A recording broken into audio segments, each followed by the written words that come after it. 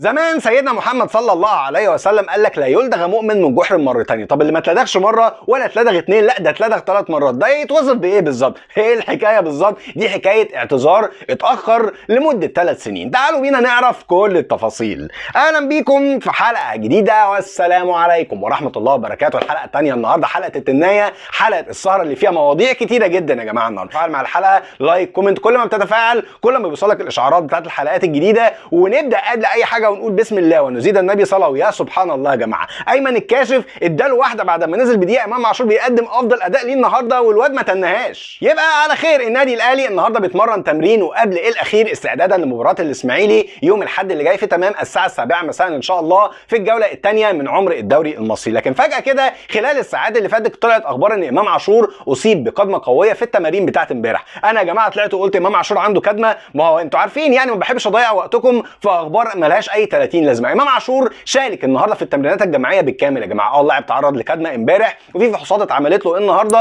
لكن الكدمه من امبارح معروف انها بسيطه وان اللاعب هيشارك في التمرين بالكامل.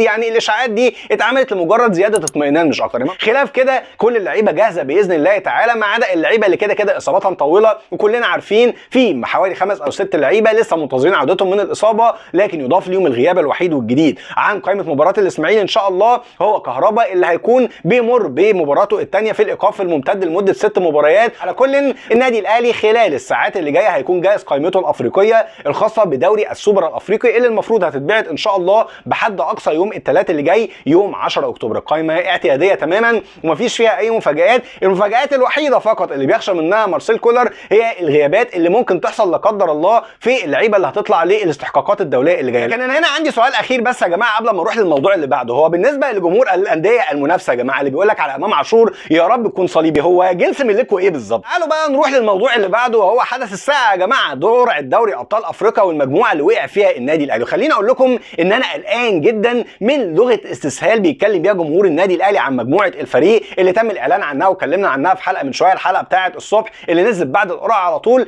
قبل ما اتكلم معاك عن لغه الاستسهال دي تعال اقول لك ترتيب مباريات النادي الاهلي بعد اعلان دور المجموعات يا جماعه. ان شاء الله النادي الاهلي عنده اول مباراه في القاهره واخر مباراه في القاهره، ولكن وتعالى نحط تحت كلمه ولكن دي 100 خط وخط. النادي الاهلي يبدا اول ماتش ان شاء الله في نوفمبر 24 او 25 نوفمبر، وده هيكون قدام فريق ماديما الغاني او فريق ميدياما الغاني، وده هيكون في القاهره. بعد كده هيكون مباراه في تنزانيا قدام نادي يانج افريكانز. المباراه الثالثه هتكون في ديسمبر ان شاء الله 8 او 9 ديسمبر هنا في القاهره قدام فريق شباب بلوزداد الجزائري. والجوله الرابعه هتكون في ديسمبر، هنرجع نلعب مع بلوزداد المره دي، هيكون تحديدا في 4 ديسمبر، والمره دي هتكون في الجزائر. وبعد اول 4 جولات دي عايزين نقفل عليهم كده. بعد كده اخر جولتين ودول يا جماعه اللي هيكونوا ان شاء الله واحده قدام فريق ميدياما هنا في القاهره الفريق الغاني، وبعد كده اخر مباراه هتكون قدام فريق يانج افريكانز هتكون هنا في القاهره. لازم اتوقف معاك الاول عند اول 4 جولات. اول 4 جولات دي يا جماعه ناريه، وزي ما بيتقال كده بلغه الكوره حياه او موت بالنسبه للنادي الاهلي. ليه تحديدا؟ اولا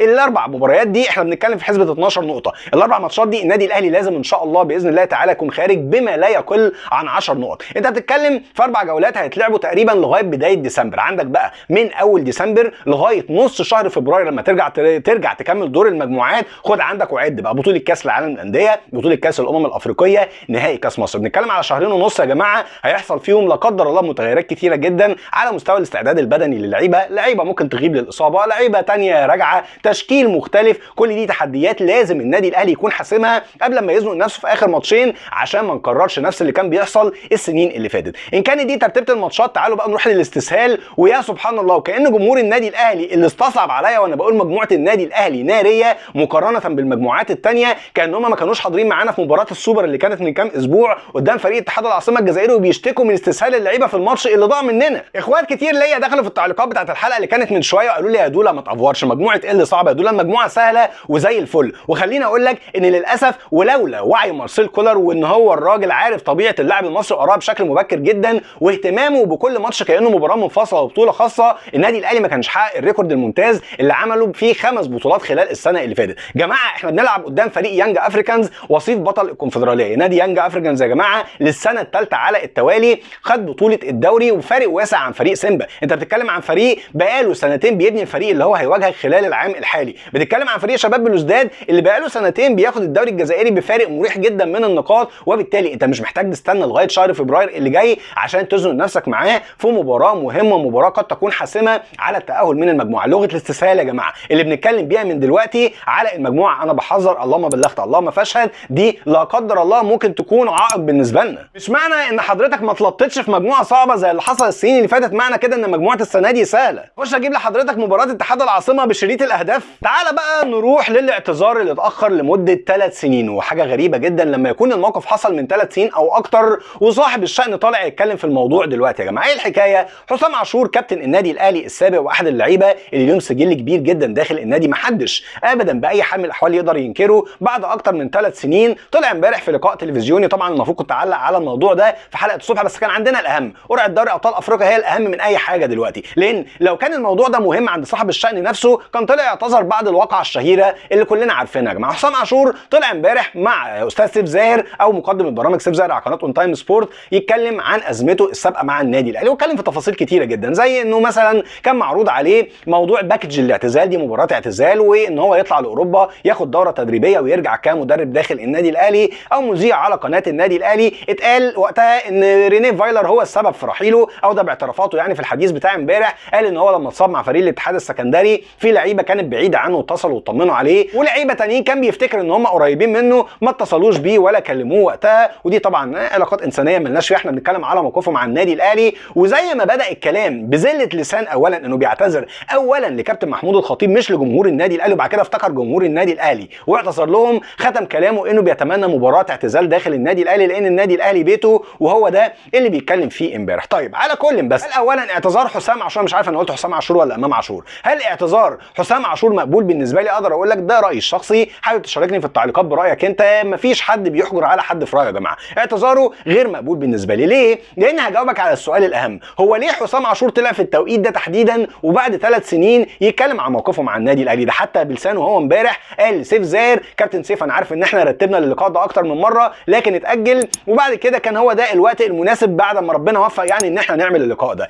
للاسف يا جماعه حسام عاشور زي ما كنت بقول في بدايه الحلقه لا يلدغ مؤمن من جحر مرتين، زي ما اتلدغ قبل كده من المسؤول السعودي المشهور جدا اللي كان عامل مشكله مع النادي الاهلي ومع كابتن محمود الخطيب، واستخدموه وقتها عشان يعملوا مشاكل لاداره النادي الاهلي، زي ما بعد كده اتلدغ مره ثانيه لما مجدي عبد الغني فتح له صدره قال له تعالى حبيبي وعمل معاه لقاء خلاه يهاجم النادي الاهلي مره ثانيه. للاسف ما ادركش حسام عاشور، او يمكن كان مدرك بس هو عايز يقدم اعتذاره وخلاص، ان القناه اللي استضافته يا جماعه كانت عايزه تعمل حاله من الجدل الجماهيري، بمعنى او بكلمه اشمعنى امام عاشور جه للنادي الاهلي بعد ما اعتذر، ودلوقتي حسام عاشور لما اعتذر النادي الاهلي مش عايز يرجعه. حاله من الجدل الجماهيري قاصدين ان هم يدخلوا فيها جمهور النادي الاهلي ويعملوا انشقاق في الاراء ما بينهم على اداره النادي الاهلي يا جماعه. وللاسف بقى سواء الكابتن مدرك او غير مدرك فهو للمره الثالثه بيلدغ برضه، لان اللقاء اللي اتعمل ده لمصلحه ولتلميع القناه مش لتلميعه هو شخصيا وابراز اعتذاره على انها قضيه راي عام ويلا بقى يا اهلي سامح اللاعب. وهرجع واقولها مره ثانيه يا جماعه، الاعتذار من منطلق قوه، وقت ما بيكون بتعتذر وانت مش مستني حاجه من ورا الاعتذار بتاعك ده قد يكون وقتها منطقي وقد يكون مقبول، لكن ان انت بتعتذر وكل عارف ان انت من منطلق ضعف وبتعتذر ده عشان عايز مصلحه من المكان اللي انت بتعتذر ليه او الشخص اللي انت بتعتذر ليه، زي ما قلت كده بعتذر لكابتن محمود الخطيب، ده وقتها اعتذار وراه مصلحه، وده في وجهه نظري انا الشخصيه غير مقبول تماما على الاطلاق بالنسبه لي كواحد من جمهور النادي الاهلي. تتفق او تختلف معايا في الراي؟ مستني اسمع رايك في التعليقات. تعالى بقى نروح للخبر الاخير من حلقه النهارده، اعمل لايك اعمل كومنت تتفاعل مع الحلقه، كل ما تتفاعل كل ما بيوصلك الاشعارات بتاعت الحلقات الجديده والبرنامج بعد بفضل الله ثم دعم اخواتي البرنامج بيكبر. مابو لولو الاسم اللي النهارده تصدر الترند يا جماعه بعد ما سجل هدفين في مباراه النادي المصري نادي الاتحاد السكندري ومباراه الجونه، لما كان الاتحاد السكندري متاخر بهدفين سجل هدف اول ممتاز جدا ورائع بصراحه، هدف اكروباتي عالمي، والهدف يعني بصراحه يعني لقطه من لقطات اليوم النهارده ما بتحصلش غير في دوري القطايف واللطايف رغم المشاكل التحكيميه اللي بتشهدها الدوريات الكبرى على مستوى العالم. لكن انا مش فاهم الجون ده يا جماعه ازاي اتحسب تسلل واخر مدافع كان مغطي على مابو لولو ب 3 متر تقريبا، اتحسب بعد كده بس والله يعني ضيعوا فرحه اللاعب بالهدف، ورجع بعد كده مابو لولو يسجل هدف اخير من ضربه جزاء في الوقت القاتل من الماتش عشان المباراه تنتهي بنتيجه 2-2 ويكون هداف الدوري حاليا على صداره الدوري برصيد 4 اهداف، وجدل جمهور النادي الاهلي يفضل داير حواليه، هو ليه ضيعنا من ايدينا مابو لولو وليه ما تعاقدناش معاه في خلال موسم الانتقالات اللي فات ورحنا تعاقدنا مع موديست؟ خلوا بالكم يا جماعه في اراء بتطلع في اوقات غريبه جدا من الموسم بتكون هدامه للعيبه بتاعتنا، ما ينفعش ان انت تنتقد لاعب عندنا لسه ما لعبش غير ماتشين او 3 ماتشات وبتطالب بانتقال لاعب لاعب تاني وبتقول ان احنا ندمنا ان احنا ما تعاقدناش معاه. اولا كده مابولولو زي ما قلت لكم قبل كده، واللي سمع الكلام ده في جزء تاني من الحلقات ايام سوق الانتقالات، واللي سمع ينزل يقول لي حصل يا دوله في التعليقات، قلت لكم مابولولو يا جماعه اتعرض على مارسيل كولر ومارسيل كولر رفضه. مش شايف ان هو ده المهاجم اللي هو عايزه داخل صفوف النادي الاهلي. والنقطه الثانيه والمهمه، لك ان تتخيل ان لاعب من داخل الدوري المصري دخل في عامه ال 32 وطلب في انتقاله للنادي الاهلي 3 مليون دولار. في تفاصيل البعض ما يعرفهاش وبالتالي بيهاجم يا جماعه، لكن انا اللي عايز اسمع رايك في التعليقات. لو اتعرض على النادي الاهلي يشتروا مابولولو ب 3 مليون دولار، هل هتشتري؟ هل بعد التفاصيل اللي انت سمعتها دي ما زلت مصمم على ان مابولولو لاعب فقده النادي الاهلي، ولا شايف ان اللاعب فعلا كان في مغالاه كبيره جدا في التسعير بتاعه؟ مستني اسمع رايك في التعليقات وبس. يا رب تكون الحلقه عجبتكم. استاذنكم لا تنسوا الدعاء للوالد بالرحمه والمغفره رحمه الله عليه هو كل امواتنا جميعا، واشوفكم على خير في حلقه بكره باذن الله تعالى. شكرا ليكم ودمتم بخير، والسلام عليكم ورحمه الله.